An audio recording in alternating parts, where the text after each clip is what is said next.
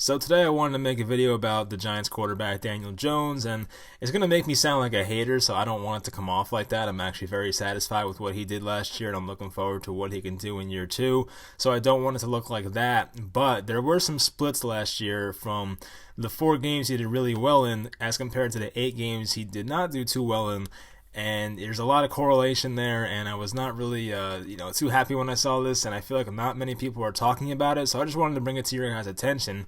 It's just more me just putting out, facts instead of just an opinion here, but I wanted to go over his numbers in the 8 games he did not do too well in, and the 4 games he did do really well in, and how much those games really made up the rest of his stats. So whether you like this or not, it happened. So don't hate me for it. It's just numbers, as I said. So hopefully you guys enjoy this video, and let's get into it. So here are Jones's numbers from the 4 games he did really well in against the rest of the 8 games he started. So the games, of course, he did really well in was the first start at Tampa, the Week 16 game at Washington, one in the middle of the year at Detroit, and then one in like Week 10, Week 11, whenever it was against the Jets. So his numbers in that game were a 15 touchdown to 0 interception ratio. And you put that over a full season, that is 60 touchdowns and 0 interceptions. Obviously, that's not going to happen in a full season. His quarterback rating was over 116, a 68% completion percentage. He still lost some fumbles. He had 8 fumbles, lost 4 of them, and went 2-2.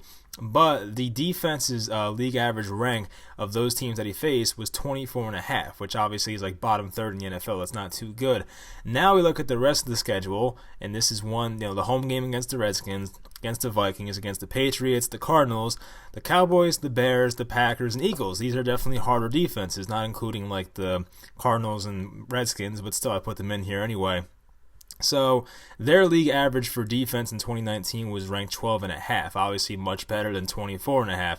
So this is obviously going to be tougher competition, but Jones's numbers in these games didn't look nearly as good. So his completion percentage dropped 9%. His touchdown interception ratio got much worse. It went from 15-0 to 9-12. Obviously that's not too good. His quarterback rating dropped from 116 to 68.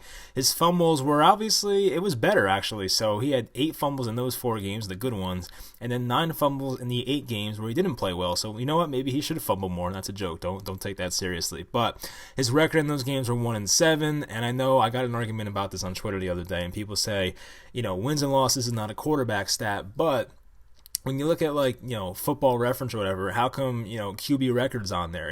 It's just records are tied in the quarterbacks, championships are tied in the quarterbacks. That's just the way it works.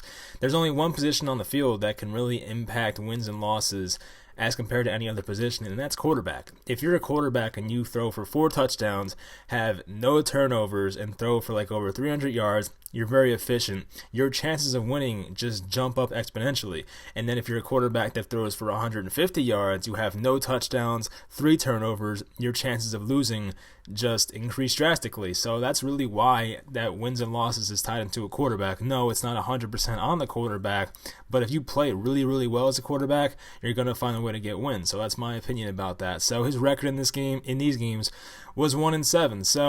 So there's really 2 ways you can go about looking at this. One, you can say, okay, he was only a rookie. He was playing against much better defenses, and even the weather conditions in these games was not that good. And in some of these games, he didn't have his weapons either. I know Evan Engram missed some of these games. I think Golden Tate might have been out for one of these as well. I know the first Redskins game, he wasn't there, so that's one. So you can look at those things and say that's a factor as to why. But you can look at the other side of the spectrum and say, well, can this guy perform well against good defenses? And I think he can. This is not me trying to rain on the parade here. I just want to kind of temper expectations because I see people with just ridiculous expectations for this guy. But I think Daniel Jones is somewhere in between this. He's obviously not going to throw for 60 touchdowns in a season like the left side of this graph will tell you, but he's also not that bad where he's going to throw a 3 to 4 touchdown interception ratio. He's not that bad. I think he's somewhere in between that. And actually after this, I put together a 2020 projection for him just to show you guys that I'm not completely out on him. I think he'll have a fine season. And you guys know I compared him to Alex Smith, and some of you hate that comparison. You think Alex Smith is garbage. I'm talking more about the Kansas City Chiefs version of Alex Smith, the guy that was really throwing for 3,500 yards a 2-to-1, 3-to-1 touchdown interception ratio, and was very efficient. That's the guy I think Daniel Jones can be, which is completely fine. The Giants should rely on their running game next year. They have a better offensive line. They have the best running back in football. There's really no reason to have Daniel Jones go out there every week and throw 50 pass attempts. That would make no sense to me. You want to control the clock, run the ball efficiently, and then pass the ball when you need to. That's really the way they should go about it.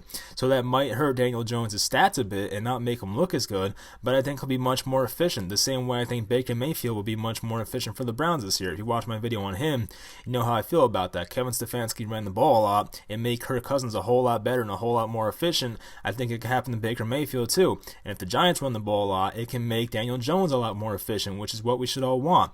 Obviously, it would look cool if he threw for 45 touchdowns, but still, he's not going to be as efficient as, if Saquon Barkley's running the ball for 4 or 5 yards a clip and defenses are prepared for the run but not worried about the pass, and then makes Daniel Jones' job a lot easier. So that's really where I'm coming from with this.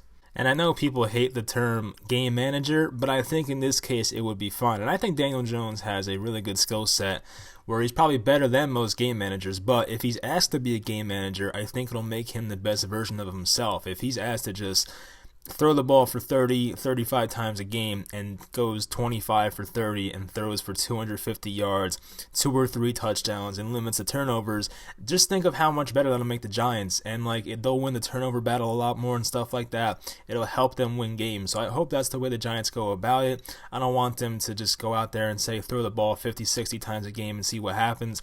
I really want them to lean on the run next year because I feel like that's the way they're going to be most successful if they do that. So you can agree with me, you can disagree with me, but that's pretty much my stance on what they should do next year. I think they should be a really run-heavy team, especially this is year 3 of Saquon, and they have not had a winning season with him here yet, so I want them to lean on him and see what happens. If the run game doesn't work, then you can say, all right, let's see if Daniel Jones can, throw for 50 times a game and see if he can win. But I want them to at least start the season out trying to run the ball, establish the time of possession, win that, and see what happens. I think it'll make the defense's job easier, it'll make Daniel Jones' job easier, and just make the offense a whole lot more efficient. So now, let's get into the 2020 projection I made for Daniel Jones. So here's my projection for him in 2020. I have him down for a 63% completion percentage, which is a couple points better than last year.